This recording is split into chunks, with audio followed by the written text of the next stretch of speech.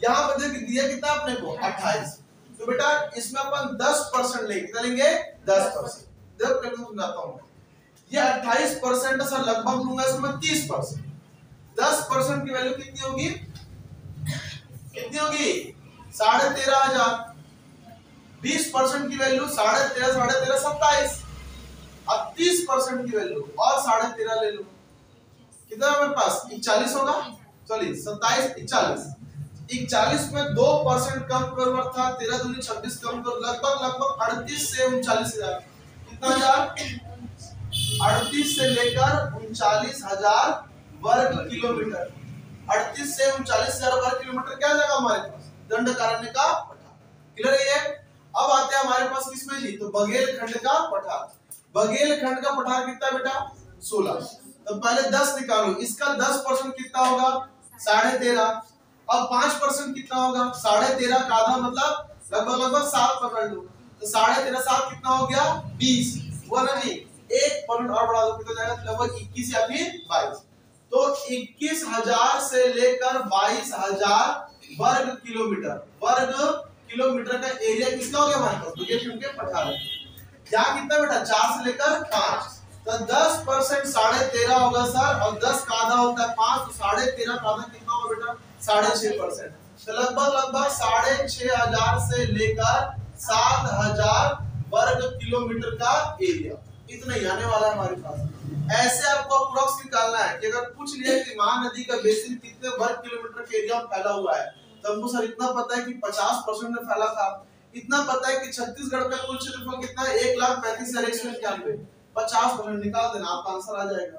Clear है ये 1,35,191 का बेटा 28% निकालोगे यहाँ, 4 से 5 निकालोगे यहाँ, और बघेलखंड निकालोगे 15-16। अप्रोक्स में लाओगे और आपको आपका आंसर एबीसीडी में तो मिल जाएगा।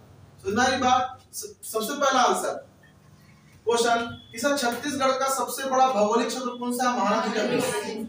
दूसरे नंबर का दंडकारण्य का पठार, तीसरा बघेलखंड का पठार, और चौथा जसपुर सभी पाट या जसपुर का पाट प्रदेश। ठीक प्रतिशत से बात करें बेटा, तो हमारा महानदी है 50%, दंडकारण्य का पठार 28%, बघेलखंड का पठार 16-17%, और बच गया हमारा 4-5% हो जाएगा हमारा वो जसपुर पाट प्रदेश। क्लियर है ये अपने पॉइंट वैल्यू भी निकल जाएगा और अप्रोक्स वैल्यू भी आपको स्क्वायर किलोमीटर के अंदर निकल जाएगी। क्लियर है ये। चलिए इसको बनाइएगा। देखिए सबसे पहले देखेंगे बेटा हम लोग जसपुर का पाट प्रदेश। जसपुर के पाट प्रदेश के बारे में बता देता हूँ। छत्तीसगढ़ का सबसे छोटा एरिया हमारा लेता है जसपुर का पाट प्रदेश। पाट प्रदेश होते क्या है बेटा, देखो पठार होता है जो कि पहाड़ी एरिया से कम और मैदानी एरिया से कुछ ज्यादा ऊंचाई पर होता है। अगर पूछेगा छत्तीसगढ़ में सबसे ऊंचा प्रदेश कौन सा है बेटा, तो जसपुर का पाट प्रदेश। एक क्वेश्चन नहीं है सबसे ऊंचा प्रदेश कौन सा है सर, तो जसपुर का पाट प्रदेश है। और ये है आपके गोंडवाना, किस क्रम के बेटा गोंडवाना। इधर हमारा पूरा गोंडवाना लैंड है और गोंडवाना का एक क्रम है हमारे पास जसपुर का पाट प्रदेश। एरिया बहुत बड़ा हो गया तो पठार हो गया, छोटा हो गया क्या हो गया पाट हो गया। यही होता है। जिस प्रकार बड़ा हो गया तो महासागर, छोटा हुआ तो सागर, उससे छोटा हुआ तो झील, और छोटा हो गया तो तालाब, और छोटा हो गया तो डबरा। होता है कि नहीं होता है जी। उसी प्रकार से बेटा बड़ा हो गया तो पठार है, तो छोटा क्या तो पाट है। अब जसपुर जो पाट प्रदेश है इसमें बहुत सारे आपके पाट स्थित हैं। कौन कौन से पाट हैं, एक है जसपुर पाट, दूसरा है मैन पाट, तीसरा है जारंग पाट, तीसरा है जी चौथा सामरी पाट, उसके बाद पांचवा जामीर पाट, छठवा जारंग पाट। हो गया क्या, कहाँ हो गया जारंग पाट हो गया, कुसमी पाट, और उसके बाद 8वां लहसुन हो गया हमारे पास। क्लियर है ये। सबसे पहले अपन जसपुर पाट प्रदेश के बारे में बात कर लेते हैं। अगर जसपुर पाट प्रदेश के बारे में बात करें पूरे पाट प्रदेश के बारे में, तो बेटा ये हमारे पास छत्तीसगढ़ का सर्वाधिक ऊंचा पाट है। सर्वाधिक ऊंचा पाट है। यहाँ पर जो अयस्क पाए जाते हैं वो किसका पाया था बेटा, बॉक्साइट, किसका? बॉक्साइट अयस्क पाया जाता है। कहाँ पाया जाता है? तो हमारे जसपुर पाट प्रदेशों में इस एरिया में केवल आपको बॉक्साइट ही पाया जाएगा। जिले कौन कौन से आते हैं? जिला आता है आपका जसपुर, फिर बलरामपुर, और बलरामपुर के बाद आएगा आपका सूरजपुर। सूरजपुर नहीं मैडम, सरगुजा में हमारे पास बगल में पठार में आएगा, उधर कोयले की खदानें हैं हमारे पास। मैन पार्ट ये भी हमारे पास क्या आ जाएगा? उसी पार्ट प्रदेश में आएगा। ये जसपुर, बलरामपुर, सूरजपुर और मैन पार्ट, ये जो हमारे पास मैन पार्ट इसी को बोलते हैं बेटा सरगुजा। ठीक, मैन पार्ट भी सरगुजा का ही पार्ट है। तो ये कुछ जिले हैं जहां पे हमारा जसपुर पाट प्रदेश फैला हुआ है। ठीक, ये इस एरिया का सबसे ऊंचा पार्ट है। इसके अंदर पाए जाने वाले हमारे पास एस कौन कौन से हैं?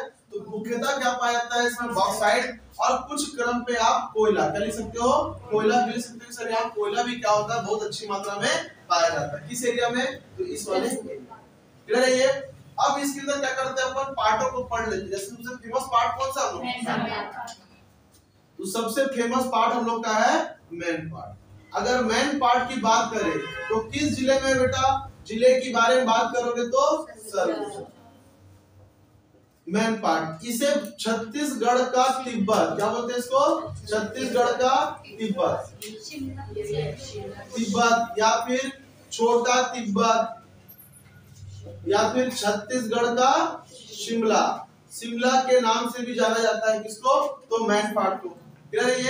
ये मैन पार्ट किस जिले पे है? तो सरगुजा जिले में स्थित है। यहाँ के प्रमुख झरनों की बात करें, अगर प्रमुख झरनों की बात करें, झरने कौन कौन से हैं? इको पॉइंट, फिर उसके बाद टाइगर पॉइंट, उसके बाद fish point, Mehta point, Mehta, ठीक है, जलप्रपात वगैरह है बेटा यहाँ पे। क्लियर है ये? तो tiger point, fish point, echo point, Mehta point, ये सब क्या है? यहाँ पे झरने वगैरह अवेलेबल है। किसमें? हमारे मैन पार्ट में। 1962 में 1962 में तिब्बती शरणार्थियों को बसाया गया। कहाँ पे? मैन पार्ट में बसाया। क्लियर है ये? तो ये हमारे मैन पार्ट से संबंधित कहते हैं कुछ स्थल है। इनके बारे में इतना जानना होता है कि मैन पार्ट किसका क्षेत्र? सारे क्या है? पार्ट वाले हैं। सभी के नाम के पीछे क्या लगा बेटा? पार्ट। तो सब कहाँ पाए जाएंगे? आपको इधर इस एरिया पाया जाएगा पहाड़ी, इस एरिया में कुछ पहाड़ी मैदान, नदियां, इधर पहाड़ी मैदान, नदियां। पार्ट वाले जितने हम सब कहाँ के होंगे? जसपुर के होंगे। क्लियर है ये? चलिए, जैसे जसपुर पार्ट, मैन पार्ट, जारंग पार्ट, जामिर पार्ट, कुसमी पार्ट और लहसुन पार्ट। हर पार्ट को उतना ज्यादा वैसे देके पढ़ना नहीं होता है। क्लियर है ये मैन पार्ट के बारे में क्या हो गया हमारे पास? जानकारी हो गई। बस सटीक पढ़ना है, ज्यादा पढ़ने की आपको आवश्यकता नहीं है। यहीं से कौन सा निकलती बेटा? तो नदी की बात करें तो मांड नदी। कौन सी निकलती है? यहाँ से मांड नदी का उद्गम होता है। किससे? तो मैन पार्ट से मांड नदी का उद्गम होता है। क्लियर है ये? चलिए, अब आते हैं किसमें हम? सेकंड, तो जसपुर पार्ट में आते हैं। किसमें आते हैं? जसपुर पार्ट में। जसपुर, जो जसपुर पार्ट है यह छत्तीसगढ़ का सबसे निचला पार्ट है। निचला पार्ट मतलब जो ही पार्ट प्रदेश होंगे उसमें सबसे नीचा या सबसे कम हाइट वाला जो पार्ट है, कौन सा पार्ट है? जसपुर पार्ट। क्लियर है ये? अगर पूछेगा लंबाई और क्षेत्रफल में, लंबाई और क्षेत्रफल में सबसे लंबा और बड़ा पार्ट कोई है तो कौन सा पार्ट है? वो जसपुर पार्ट। सबसे लंबा भी और सबसे बड़ा पार्ट भी, लेकिन थोड़ा नीचा पार्ट है। सबसे नीचा अर्थात हाइट में सबसे कम कौन सा पार्ट का है? तो जसपुर पार्ट का है। लेकिन सबसे लंबा है और क्या है? ये सबसे बड़ा है। ठीक, इसी के अंदर आपकी लोरो घाटी, कौन सी घाटी बेटा? लोरो घाटी अवस्थित है, जिसको फूलों के लिए प्रसिद्ध है। कौन सी घाटी? तो लोरो घाटी। वो किस पार्ट का हिस्सा है? तो लोरो घाटी जसपुर पार्ट का हिस्सा है। क्लियर है ये? तो एक हमारे पास देखिए कि सर जसपुर का क्या ये पार्ट प्रदेश है, जो कि छत्तीसगढ़ का सर्वाधिक छोटा भाग है। 4 से 5% तक क्यों क्या करता है? एरिया को होल्ड करता है। इस जसपुर पार्ट में बहुत सारे छोटे-छोटे पार्ट प्रदेश है। कौन कौन से? जसपुर पार्ट, मैन पार्ट, जारंग पार्ट, शामली पार्ट, जामिर पार्ट, कुसमी पार्ट और लहसुन पार्ट। जितने पार्ट वाले हैं सब वही के। ठीक, इस एरिया में सर्वाधिक मात्रा में कोयला और बॉक्साइट पाया जाता है। किस जिले तक फैला हुआ है? तो जसपुर, बलरामपुर, सूरजपुर, सरगुजा फैला हुआ है। इसके सबसे प्रमुख पार्ट कौन कौन से हैं? तो मेन पार्ट जिला सरगुजा है। छत्तीसगढ़ का तिब्बत, भारत का छोटा तिब्बत बोला जाता है। छत्तीसगढ़ के शिमला के नाम से जाना जाता है। यहाँ बहुत सारे झरने हैं, जैसे tiger point, fish point, echo point, Mehta point. फिर यहाँ पे 1962 में तिब्बती शरणार्थियों को बसाया गया था। मांड नदी का उद्गम कहाँ से होता है? तो हिमपाट से होता है। छत्तीसगढ़ का जो जसपुर पाट प्रदेश है उसका सबसे निचला पार्ट अर्थात हाइट में सबसे कम कौन सा पार्ट है? जसपुर पार्ट। लेकिन जो हाइट में सबसे कम है वही लंबाई और क्षेत्रफल में सबसे ज्यादा पार्ट है। कौन सा बेटा? जसपुर पार्ट। छत्तीसगढ़ के जसपुर की जो फूलों की घाटी है उसको लोरो घाटी के नाम से जाना जाता है। वो कहाँ? तो वो जसपुर पार्ट में ही स्थित है। क्लियर है ये? चलिए इसको उतार लीजिएगा, फिर आगे देखते हैं सामने पार्ट पर आते हैं।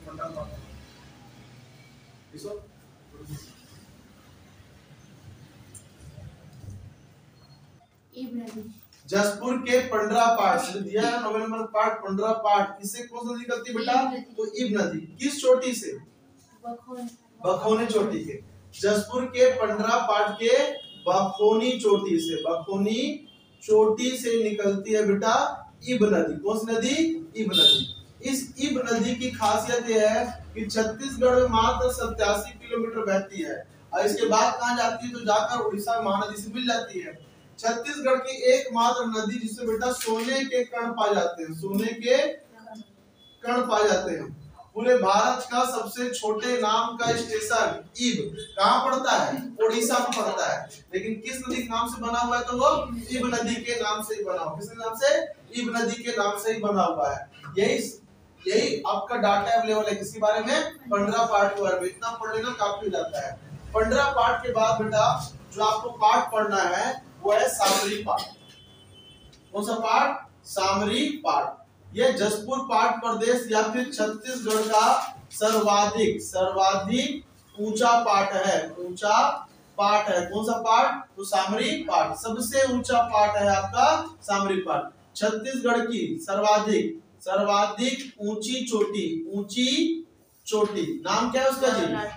गौरलाटा। किस पार्ट पर स्थित है बेटा? तो सामरी पार्ट पर स्थित है। इसकी ऊंचाई कितनी है? तो 12.25 क्या है इसकी ऊंचाई है। इतने मीटर इसकी ऊंचाई है, फीट पे नहीं, किस पे? ये मीटर पे। इतने मीटर ऊंचा है आपका छत्तीसगढ़ का सर्वाधिक ऊंची चोटी गौरलाटा। किस पार्ट पे है? तो सर सामरी पार्ट पे है। छत्तीसगढ़ का सबसे ऊंचा पार्ट सामरी पार्ट। छत्तीसगढ़ की सबसे ऊंची चोटी गौरलाटा किस पार्ट पर स्थित है? तो सामरी पार्ट पर स्थित है। बाकी आप पार्ट प्रदेशों के नाम लिख लेना, जारंग पार्ट, जांगीर पार्ट।